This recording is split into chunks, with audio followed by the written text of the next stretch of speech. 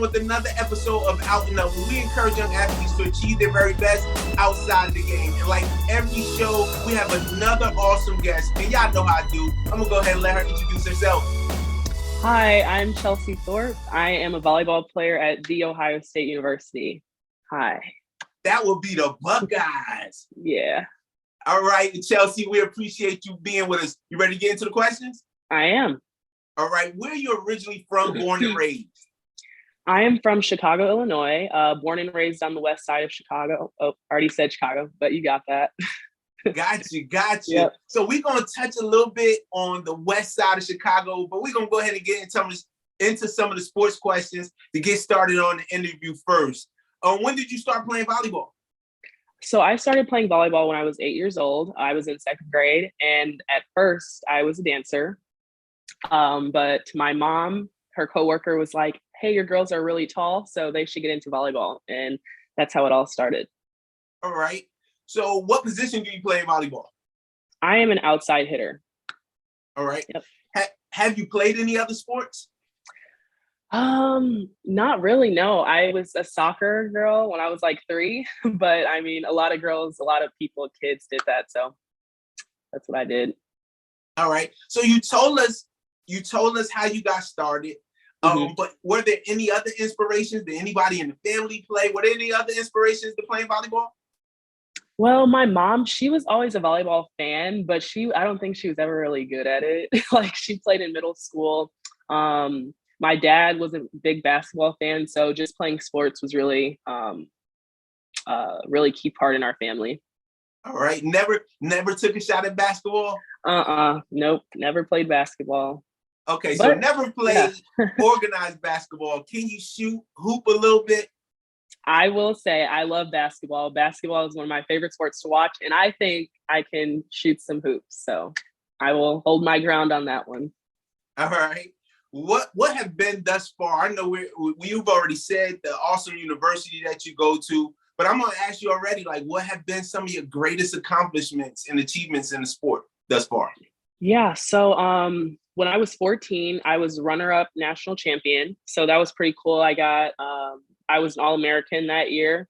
And then going into my 18th year, I was invited to a USA training camp for the summer, which was a week long. And that was really cool. I got to stay with some girls, meet a lot of new coaches and get awesome training. And that was in Anaheim, California.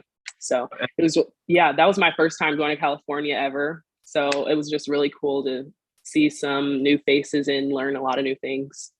All right. So I ask a lot of our baseball players and even football players just about the whole traveling ball outlet. So I want to ask you, because I don't think I've ever asked this question to any of my volleyball players, but I saw in reading, and then we talked right before we started recording about your career and even doing club volleyball and how long has it been again since that you played club volleyball? Yeah, 8 years. So I played when I was 8 up until I was 18 and then went right into college. Wow. So I'll just ask, like, for the young volleyball player, 8th grade, middle school or even high school, how important is it to get involved in the whole club volleyball and traveling volleyball outlet? Mm-hmm. I think it is extremely important if you want to play in college. But honestly, if you're just wanting to have fun and just really get to know the sport, I don't think it's quite necessary. Also, it's insanely expensive. So if you really want to put in the investment to get those 4 years of college paid for, I think it's a great investment if you really want to play in college. Wow. So what was the biggest difference between playing on those different levels from middle school to high school and even club volleyball? Are there vast, huge differences in playing on each level? Yeah, definitely. So high school, I would definitely say is easier. It's not as competitive, but when you get into club volleyball, there's different levels. So there's the open, club, national, and then some more. But open is the highest level, and those are girls from all over the country who are just the best in their age group. So I would go from playing in Chicago. Really, our Chicago Public League wasn't that good, and a lot of them didn't play club. And then I would go to my club team and then play an open with the best girls in the country. So it was a big switch, but I loved it. Okay, so with just like all the other sports, do you do a lot of traveling? Is it just within the country? Do you get to go outside the country? Like when it comes to club volleyball, how much traveling do you do? Well, a lot of clubs do go out of the country, but I never did. But we traveled all across the country itself, if that makes sense. Especially during COVID, we couldn't play regionally, so we had to go all over the place. I think I was traveling every 2 weeks, so Wow. that's a lot. But usually, it might be about 3 to 4 out of state tournaments a year. Wow. So doing all of that traveling and really playing at a high level, like how did you kind of balance that with staying on top of your academics in school and everything? Well, I will say my mom has always held me to the highest level. She's always held me accountable for my academics, and she made that my priority from a young age. So it was never really hard for me. I know I always wanted to prioritize my academics. I'm a student athlete, student comes first. So I always kept that in the back of my mind. All right. So while you're touching on it, just tell the young student athlete, why is it so important to make sure you keep the student part first and really staying on top of your academics? Yep. At the end of the day, you are not going to be an athlete forever. It might get you to college, it might get you to a pro level, but you really want to have like that knowledge in the back of your head, and well, not in the back of your head. It needs to be in the front of your head because you're going to need to have a job. Only like less than 1%, 0.1% make it to professional. So academics are super important, and you can't really prioritize sports your whole life because you won't be playing a sport your whole life. That's just the harsh reality. Well, we appreciate you for putting that information out there. It's been covered, but I just want the young student athlete to know that they must be focused on the academics, because ultimately that will always take you much further when you're able to utilize the academic part of, being a student athlete. So I appreciate you for being an example in that area. So you're at an awesome university in Ohio State. And so I would guess that at some point you had a huge goal to make it to a higher level other than just club and high school. So when did that kind of come into play? Did you say, you know what, I could play at a high level? I would say in 8th grade. Girls were getting recruited, committing to colleges in 7th and 8th grade a few years ago. So when I started getting my first college looks, I was like, wow, I could really like keep going, and I was in 8th grade. I thought I was going to be one of the ones who committed in 8th grade. It took me 3 years after that, but that really motivated me to keep working hard. That's good. That's good. So when did you start getting, you said 3 years after that. Let's just go right into it. What were some of the other schools that you had an opportunity to go to? I was looking at a lot of mostly D1 schools. That's really where I wanted to play at. I always loved the Big Ten. So Ohio State was just really my option. And I was like, this is where I belong. ACC, really like Power 5 schools. So, yeah. Okay. Well, that's good. I always ask the players who have been blessed to be able to have the attention from these Power 5s and the D1 schools, like, what is it that kept you humble and really just like grounded once you started getting that type of attention? I feel like my come up was what kind of helped me stay humble. I wasn't always at, a top club. I wasn't always a starter on a team. So just having those experiences really kept me humble and just reminded me that I always have to work for what I want. It's not going to come easy ever. So. Okay. All right. So you pick Ohio State.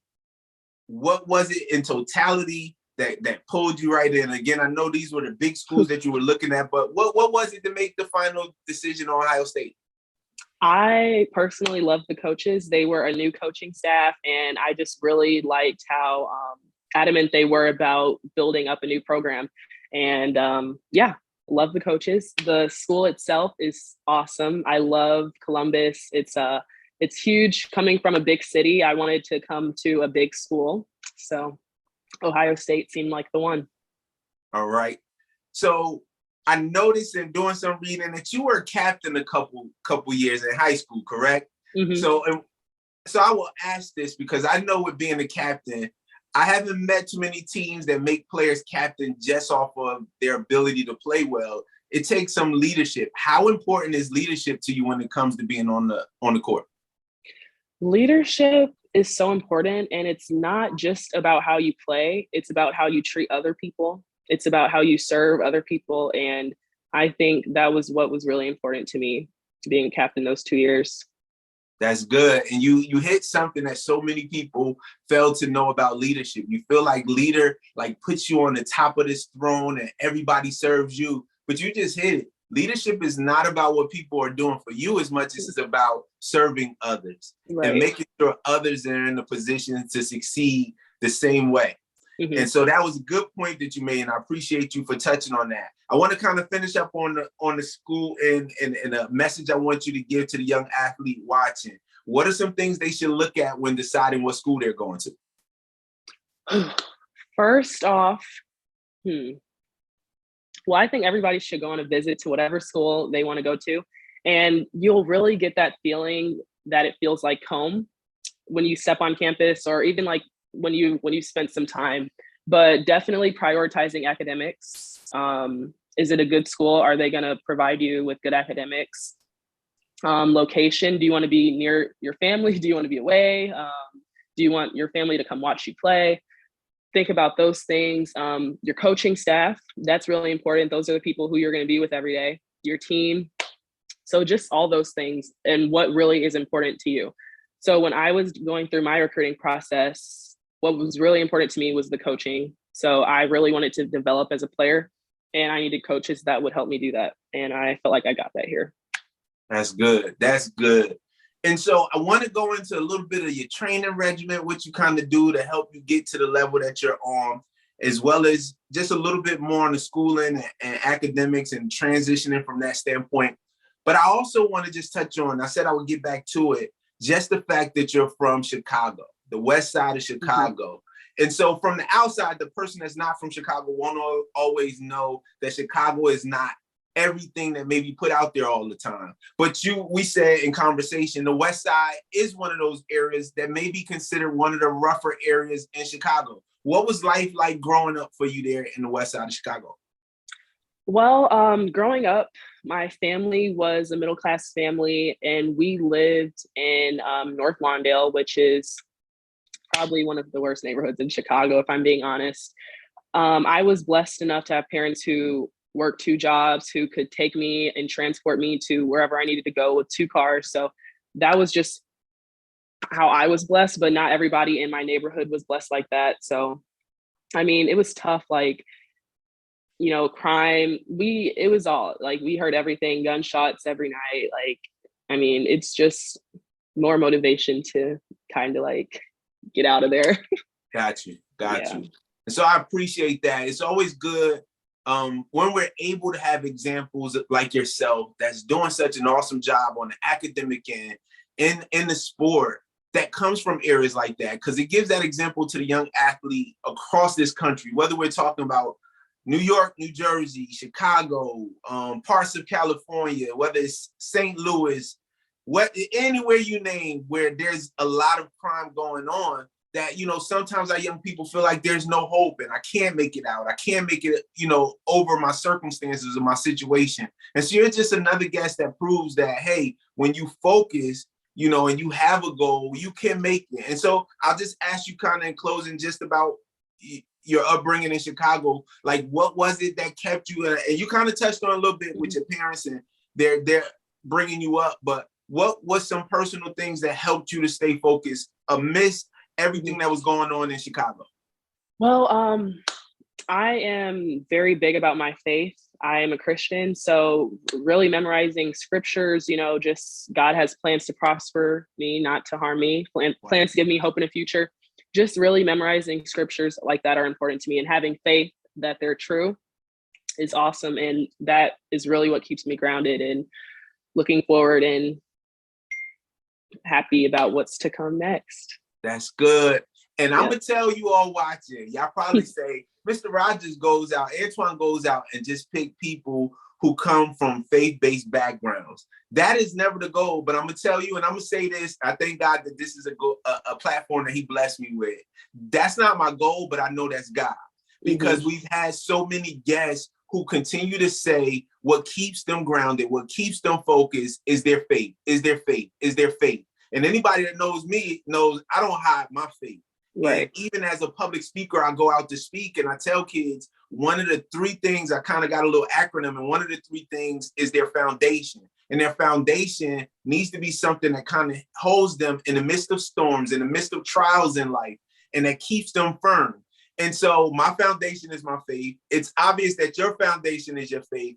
I'm just saying, y'all, you got a couple of examples. Yep. So God continues to bless us, because just like Ms. Thorpe will let you know, life may not have been gravy forever.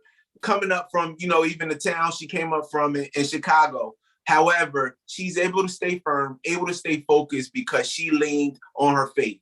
Yeah, my intentions was not to preach, but I think it's important to point it out. So I thank you for that information, Ms. Thorpe. Thank you. Yep. So as we go on, I'll just ask this. Are you locked in on your major yet? I am. So, I am for now. I am majoring in marketing, so I'm in the business school. Yep. Okay. And this may be a little premature, but we'll ask because you say you are for now. Do you have some plans on what you want to do with that degree, or some goals outside of the sport? Some things you would like to do in a professional career in, with that degree? Right. Well, I think my calling is just helping people. And I was blessed with the gift of playing volleyball. So putting those together, I think it comes down to me coaching. So I really wanted to coach. I want to coach at the highest level. I want to coach college kids. And then I always wanted to open up my own volleyball club with my older sister. So me and my older sister started playing volleyball at the same time. And I really wanted to do that. And that was one of our goals. So marketing, how does marketing tie in all of that? I would be like, just like doing all of the face of the stuff, like really making it big, branding, marketing, the club. And then my sister's majoring in finance, so she'd be the money stuff, and we'd come together.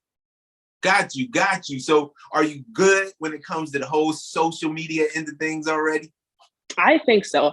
I will be honest, I don't do a good job of posting on Instagram, but I do enjoy using social media and when I do post. All right.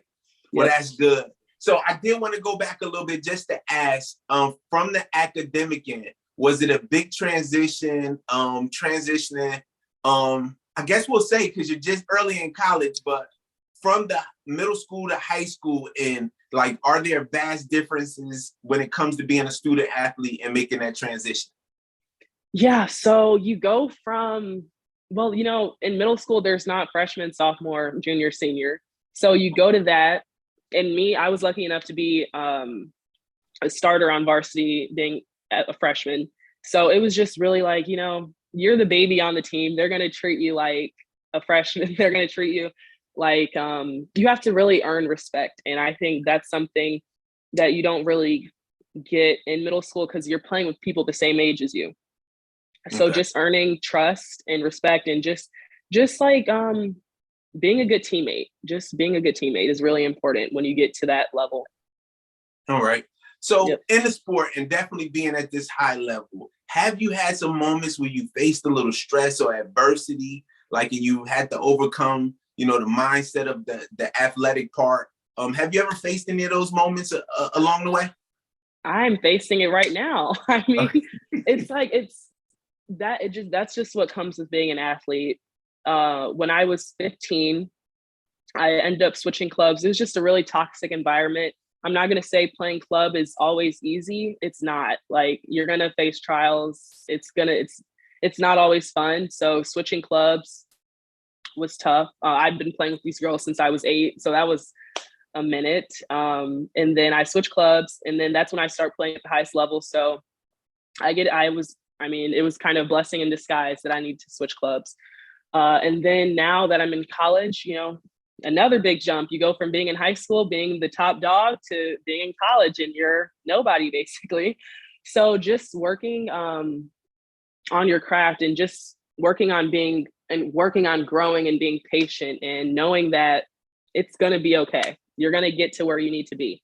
But it's hard when you were always dominant on the court and you were always one of like the reliable people. Okay. And now you're just relearning everything. So Gotcha. yeah. Got you. That's good. I want to ask this. You kind of touched on some of your goals outside of the sport already. So I just want to ask, like, what are your ultimate goals when it comes to volleyball?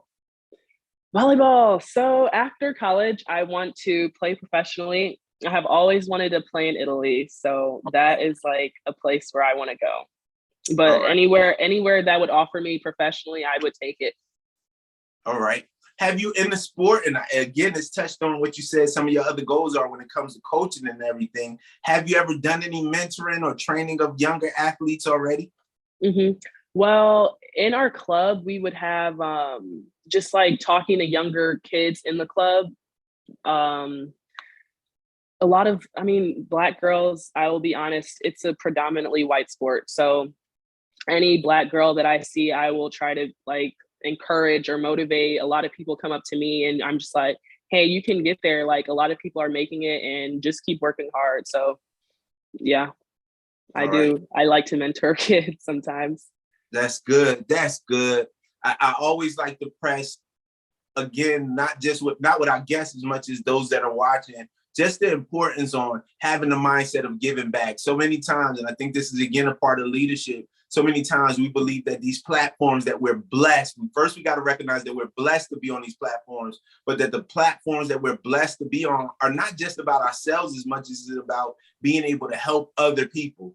And so when we learn that it's not just about us, then we'll always be looking for opportunities on how I can give back, how I can speak to somebody, how I can help somebody else. And so I think it's just awesome to hear your mindset when it comes to that. And so as we get close to wrapping it up, I think as I was talking, I was like, man, I ran my mouth just about being able to come from, a place like a Chicago or any of the other inner cities across the country. But I want you to talk to the young athlete that wants to really achieve well in life, whether it's in sport or just in life, where they look outside of their window, they look in their neighborhood or at their school, and they're like, wow, this is not an area of hope. What do you have to say to that young athlete or that young person about really understanding that there is hope even amongst maybe the dark place they may be in? Right. Well, I kind of already touched on it, but I mean, I think the key is really just keeping my faith in Jesus Christ. That's what really helped me. You'll look for it. You'll look for a lot of stuff in life, but I feel like when you look at scripture and when you really trust God, that's really what keeps you going. And I mean, I don't know about you and what you've had in the past, but I know that for me, God has delivered me from a lot of dark places. So that's just my spiel. It's so awesome, Chelsea, just hearing a young person like yourself not ashamed of your faith and what keeps you grounded. Because I do serve in the youth church with the teens at my church. And so it's just good because so often young people, instead of being bold about their foundation, they tend to want to fit in with every other crowd. And I had another guest that kind of talked about when you want to go to a certain place in life, you have to learn how to be different. And different will never be fitting in with everybody. You have to be bold to say, hey, my foundation and my faith is what's kept me thus far. And you ultimately know that's what's going to keep me during the long run. And so it's always a great breath of air to hear a young person like yourself that's bold enough to say, it's my faith. It's my faith. Right. I don't hide it. And I don't cut it out and make it sound real clean. But Miss Chelsea said, Jesus Christ. And so it's good to hear that because I'm not ashamed of mine. And she's not ashamed of her. So I appreciate you. Thank you. Thank you. Thank you, Chelsea. We're going to wrap it up with these last couple questions. How important is it to have positive people in your circle? Positive people affect how you act yourself, and they affect if you're positive. And it's important, 100%. Positive people are going to help you be more, I already said, be more positive, but they're going to help you play better. They're going to help you be a better person. So positive people are so important.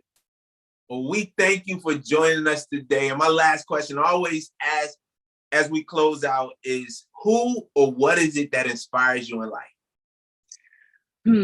Well, my little sister, she grew up with Cruzon syndrome. So she did not get all the opportunities that me and my older sister did, like playing sports and volleyball. So she went through a ton of surgeries, but she's the best kid ever. She's doing great academically. She's pretty much just the best person ever. So I love my little sister. Wow. And so I just want you to take, I always love to give, the attention to things that some people across the country are not aware of. So if you could touch on real quickly, just the syndrome and what is that exactly? Yeah, so it's a facial deformity syndrome, and she had a breathing tracheostomy. So she didn't breathe through her nose. She breathed through her trach until she was, I think, 12 or 13. So she got that removed. That was a huge blessing. Gotcha. She does not eat food, so she's fed through a G tube goes through her stomach. Yeah, just a lot of stuff. But she's a normal kid. Like, she's always been in normal school, just living her life to the best of her ability. So I love my little sister for that. She's as confident as it goes. Just really my rock, my best friend. So that's good. Good to hear. Awesome just to have, I'm sure, a big sister like yourself with just the love and the support. So I thank you for just really giving us some education even in that area. So we're at the end, Chelsea. We wish you the best on this season. I know those watching, you're fully on and going in this season already. And so if you all watch volleyball, I want you to check out Ohio State, check out the Buckeyes and see what they're doing at this time when you catch this show, and see what Miss Chelsea Thorpe is doing in her first year. So awesome things to come. Once again, thank you for being with us. Thank you for having me. It was the best time. My pleasure. I appreciate you. And y'all know what I say every show. It is good to be great in the sport that you're playing. It's even better to be great in life. So if you're truly trying to achieve your best outside of the game, continue to join us as we go out and up.